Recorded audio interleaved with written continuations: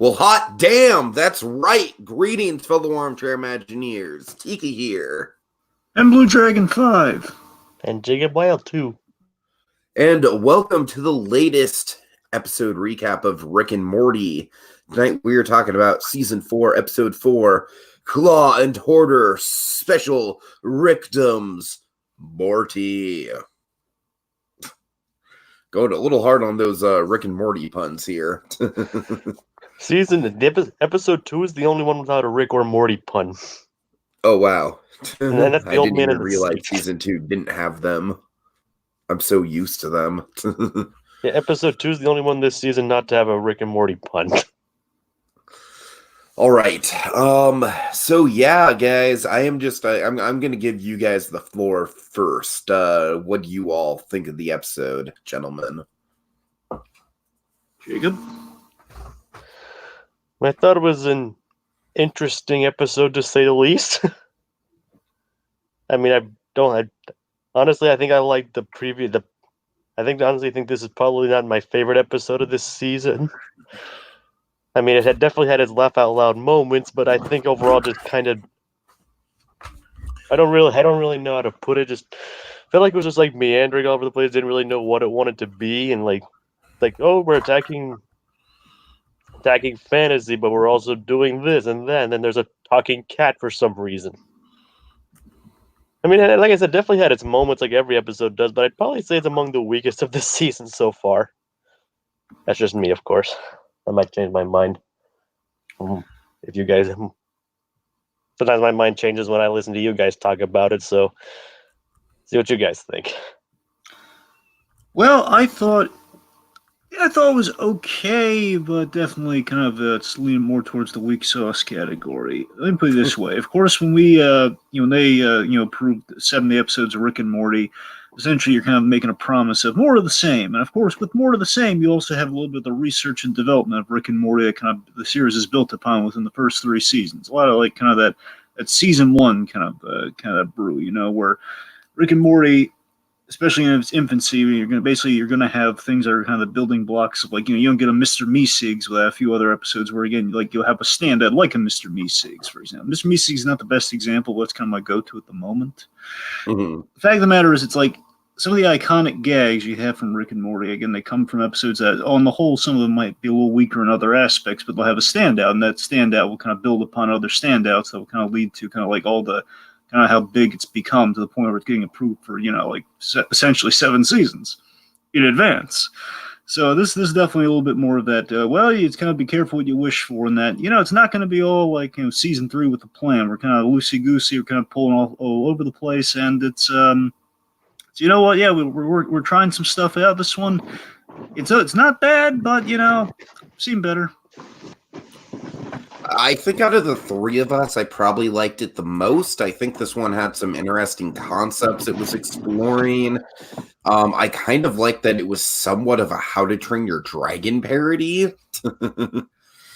But yeah, outside, I mean, the cat was relatively pointless until we got to the final punchline of the cat. And I will admit, the final punchline with the cat did make me both laugh and also be like, oh man, like, what did they see in there? That was my favorite part of the episode. Yeah, because I hated the cat's story, but I love the payoff. Yep. Yeah. All right. So, oh man, yeah, I don't know. Like, let's get into the dragon stuff, I guess, because, as I said, I like when this episode starts, I was into it because basically I was into it up until the point where we have the whole, like, the big thing that kind of throws the plot into motion with this episode. What I was into was the whole idea that Morty is kind of like unintentionally treating the dragon like shit. And then Rick, while going to slay the dragon, treats the dragon with a little bit of humanity, and then goddamn, like, Rick and the dragon just become the best of pals. Yeah. And I will admit, I was really into that dynamic. I was. And then they went all the way with it. They definitely took it to the next level. And that's where I feel like the episode kind of like lives and dies based on how much you're willing to get into kind of like the the sexualized nature of everything that happens, it gets pretty uncomfortable. I will admit I did kind of laugh at how slut-shaming the Dragon Society was. Like, I don't know, I got a big lie.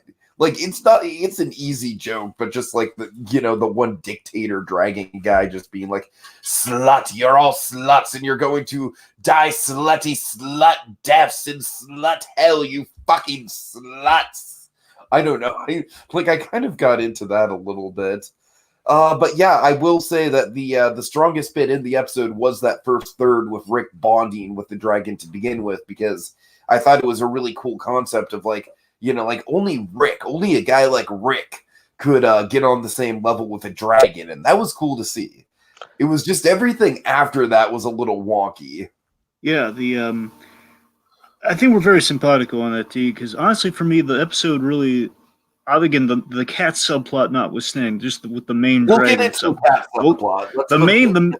Basically taking the episode just on the main dragon plot of it all. Which, by the way, I learned the fun fact was this was intended to be really kind of playing into the whole Game of Thrones thing, but again, it took them longer than expected to get the episodes done, so they missed the boat on Game of Thrones, which is hysterical. That's why the game. Now the incest angle makes a lot more sense. And also the head of Game of Thrones actor playing the dragon. That's the gag. Who remarkably sounds like Patrick Stewart. Am I alone in that? Did any of you guys think it might have been Patrick Stewart? I didn't think it was Patrick Stewart, No. but he does kind of have a Patrick Stewart, Ian McKellen type, like, grandiose to him. It's not him, but I'm just saying. I couldn't shake it because unfortunately, sometimes Xfinity doesn't tell you it doesn't have like a good readout like who's in the episode. It tells you the regulars. Down to brass tacks, though, I really like the design of the dragons in this episode. Yeah, they're cool. Yeah. I like the scale. I like how all of them were, different colored and different shape. They all looked unique. I don't know. Like, I kind of got into that element of it just from an artistic point of view. And there were definitely a few, like, heavy metal album cover worthy shots and action moments in this.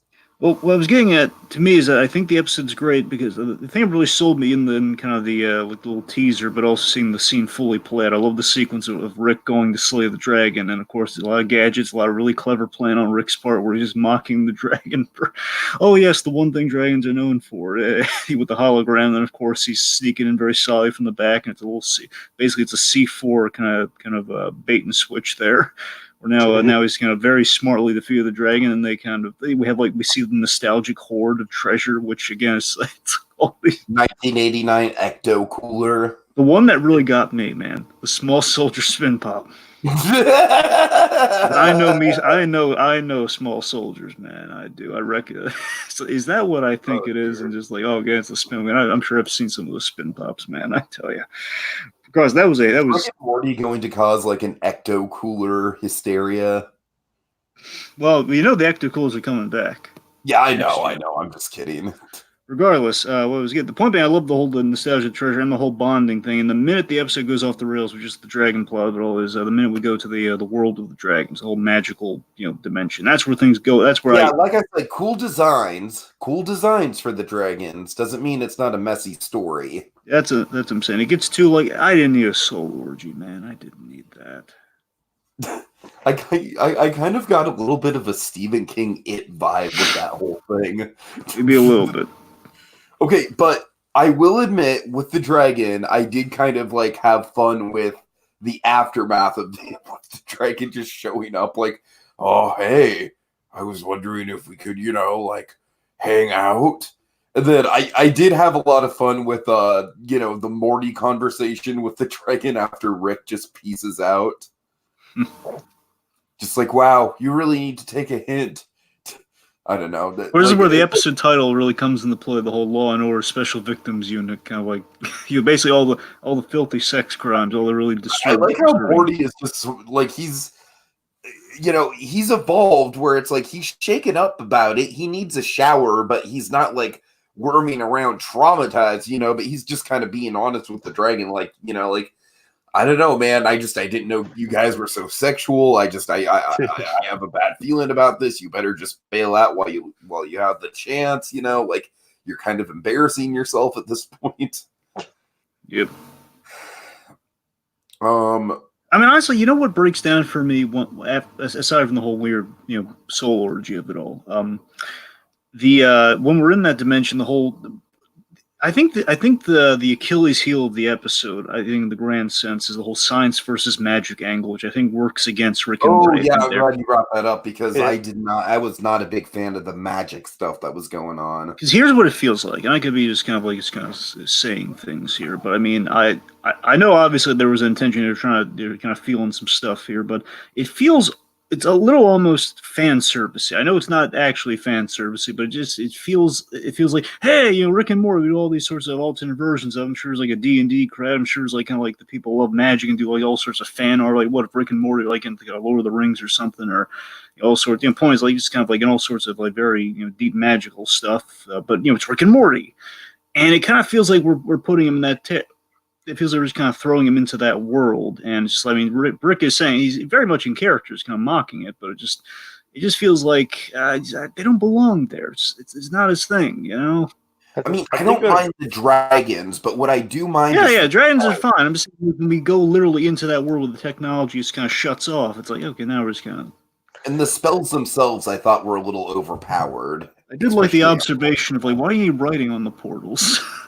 That was funny. I think it would have been a lot more fun. Fucking portal, Morty. I think it would have been a lot more fun if they did embraced instead of doing the whole dragons, that they had this world on its own, its separate adventure kind of thing. Maybe. Yeah. I mean, honestly, look at the Satan episode, the episode with Alfred Molina playing the devil. Remember that one? Yes. Well, the cursed merchandise, that's taking magic into kind of our world. That plays a lot better. And that's what the dragon is. The dragon is kind of a magical, or kind of a famed, kind of semi-magical, kind of totem, if you will, kind of brought into our world, and that plays better. Or like a battle, or like an actual duel between science and magic would have been pretty cool.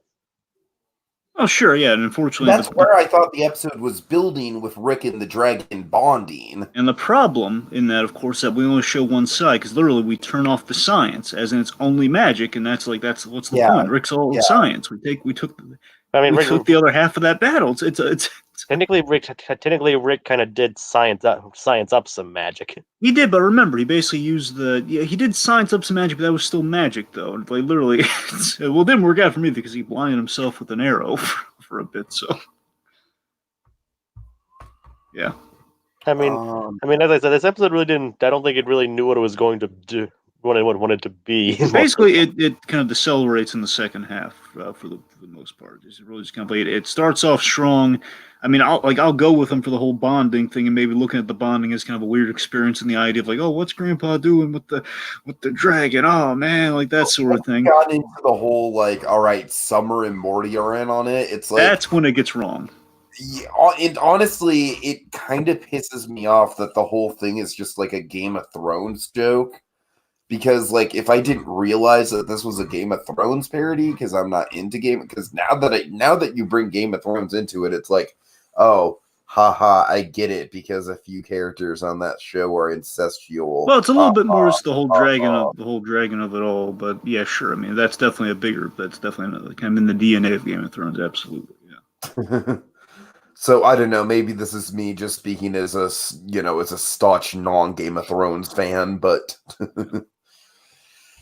I will point to one episode where I thought they got the fantasy setting right with the sci-fi and kind of the disturbing nature of Rick and Morty. You mean the jelly bean, right? Oh, it's the jelly bean. That's what I'm saying. That again, that's yeah, right. That is a better example. But again, we still have the technology and everything, and we're not disarming our main guys. All right, so let's talk about that darn cat. That darn cat. I mean, all right, I've defended Jerry for a while. I was kind of on board with the whole, with the whole him designing the app thing. But nah, this was just I don't know, man. Welcome to my world. Yeah. What are we doing here? Just a fantastic payoff. Let's build. Yes, I will fully. Again, my favorite part of the episode. The payoff is the best part. Honestly, didn't mind the first few parts with the cat. Honestly, I do like that it was voiced by Matthew Broderick. We'll give him kudos. Again, that was a good call. Okay, I will say that I was kind of stupefied by Jerry just being such an idiot. I was just like, really, Jerry, you're just gonna like spring for these plane tickets? But once we were on the plane, I was kind of intrigued. I was like, all right, where are they going with this? What's going on? And then I don't know. Once they got to Miami, the whole thing was just I didn't really get what they were going for. I know what they were going for. I don't think it landed. I heard what I listened to. They were basically going for the whole idea that like Jerry is, like the cat sells out Jerry with the shit, and then the cat gets thrown out, so they're both losers, and they're both, I don't know, they both lost or something. No, I'm saying my point is, you're right, T. None of that really matches up. None of that makes sense in the episode. I'm saying, I heard what they were going for in the writer's room. The idea is they're literally parroting the writer's room, as in, it's like you have like a voice for an idea, or don't overthink it. That's the lesson. Don't overthink it when we're doing Rick and Morty, which I didn't land at all with what they ended up with here. That's the problem with both these plots, though, is that they are, like, by the moral being don't overthink it, it's kind of like we have no choice to. It's like a fucking J.J. Abrams mystery box. But that payoff, though, that's... I'm intrigued, man. I'm definitely intrigued. The idea that this is genius, so this payoff. So the idea, so Rick just basically trying to get away from the dragon. He's like, okay, I'll go pick up Jerry from the airport. So he goes to pick up Jerry, which I love. It's so casual too. Like, oh, Jerry, he went out to the airport, he needs a ride back. Okay, I love how Rick's just like basically anything to get away from this damn dragon. Exactly. So there's a little something. Okay, I'll pick up Jerry, whatever. As he does, I love that. Okay, the cat thing that Jerry was kind of talking about earlier on. It's like, okay, well, this cat thing is actually held some water. Yeah. And another thing earlier, actually, just like how he was actually surprisingly civil with Jerry in the beginning of this episode. It's like, that had nothing to do with me, Jerry. No. I'm saying, like, this is kind of. I love when we can do Jerry and Rick's just right here, like this, where it's like a little moment where we'd actually, for a change, we don't pull the rug out from under Jerry. We don't like set him back like he always is. For a mere moment, we have like a genuinely well played moment between the two of them here, where Rick learns of the unspeakable backstory of the cat. Basically, the answer to why the cat talks, it leads to like an unspeakable backstory, that he's an alien, he's from space, but he's done some unspeakable things. It's kind of funny that considering this is Rick and it's terrified him, it must have been something truly. And then I love that Rick is giving legit warning to Jerry. No, Jerry, you don't want to see it. And Jerry looks anyway, and he's sobbing. He looks for like a couple seconds, and then he just starts like projectile vomiting. And he's a sobbing mess on the ground. I love the fact that Rick doesn't even just kill the cat. He just says, "Get out of here! Get out!" So freaked out. It's nice. It's surprising that Rick didn't actually, just like basically just like portal the cat to another dimension at that point. Yeah, but he doesn't want to inflict it anymore. But yeah, you're right. He should have. Regardless, it's this. It leads to this genuine moment. Yeah. Let the cat deal with the dragon dimension. Yeah. It leads to this genuine moment of humanity where Rick offers to wipe Jerry's mind. Says, no, someone has to remember it. Someone will, and he wipes Jerry's mind of essentially neuralize him, and Rick doesn't neuralize himself, man. He lives with it. And again, there's something really nice about that moment where again Rick, he's gonna take it on, and Jerry will never know, and Jerry's going back to his idiot self. But still, Rick did that for Jerry. And yet it's still kind of... Yeah. The funny thing is it kind of feels out of character for Rick, though. I don't know, but again, it's like he's shrugging it off, though. He's cool that way. He's going to shrug it off. He lives with the trauma, like into like the whole Cobbs and Cobbs other traumas that he's... I guess it could make you wonder how many times Rick has actually done that for him. Yeah. Well, it's an excellent point. I mean, we know the whole Morty mind blowers that's happened, so it's kind of standard operating procedure for him to like take a memory and do something with it. Right. I mean, unfortunately, the payoff is great, and I like the fact that the cat and the dragon interacted at the end. It just kind of, unfortunately, doesn't make up for the mess of the second half. Does not, unfortunately. I mean, good opening and good ending does not make a good middle. And I gotta be honest, really solid title. I just want to give it. I love the title of this one. It's really solid. Special Ricktim's Morty. I'm saying the whole Claw and Horder, because you can Claw being the cat, Horder being the dragon. Of course, the whole thing with the whole sexual thing and special victims. Morty again, it's like the Law and Order Special Victims unit. I know, it's clever. I like it. It's one of their better puns. Yeah. I mean, guys, I don't know. Like in general, I feel like to me the best episode of season 4 is still the toilet episode. Yeah. Again, I don't like the acting, but that toilet story, man, that's powerful storytelling, right? Yeah, that probably is the best episode so far. Also, but other than that, I'm kind of sensing a distinct lack of hype for this season. I don't know. It's not that any of the episodes are bad. It's just like I feel like even more so than season 3, there's really not been anything that's wowed us. now we should point out, and I found this out today. In fact, I found out, if I'm reading it right, we're going on a mid-season break after next episode. After this coming Sunday, they're capping off at 5, and after a break they'll come back. Either that, or they're shortening the season to 5 episodes, and there'll be another season just to get even more bang out of their. But I'm pretty sure it's a mid-season, though. I wouldn't put much into it. I think they're still doing 10 a season, but they're going to do a little mid-season break, given how they started this year. How long's the break? I don't know. Given their previous breaks, I don't know. A year and a half. It's gonna be another year and a half, but it'll be dang good. I can't really do the voice that well. Me either. Ooh-wee. You're gonna be another year and a half. Don't F around. Okay, guys. Any final thoughts on the episode? That's okay, not amazing, but however, a great payoff with the cat. That's all I got.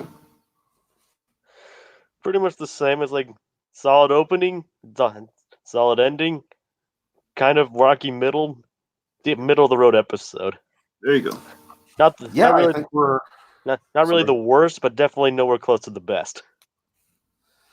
Yeah, I think we're all simpatico on this. It's definitely got some strong elements. I would say the 2 best moments of the episode for me would be the Rick initially bonding with the dragon, and then of course the payoff with the cat. Yep.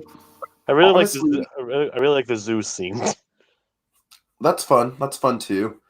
Yeah.